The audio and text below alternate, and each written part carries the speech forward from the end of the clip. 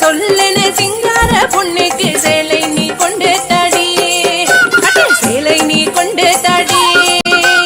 பொன்னா அண்ணா உனக்கு தெரியுமா? அந்த பொன்னாரு என்றது தெரியுமா? தெரியாதா? சென்று கேளடா.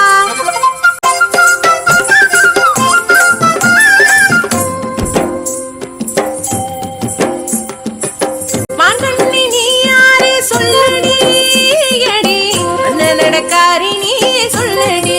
பார்த்ததில்லையே உன்னை கோபபால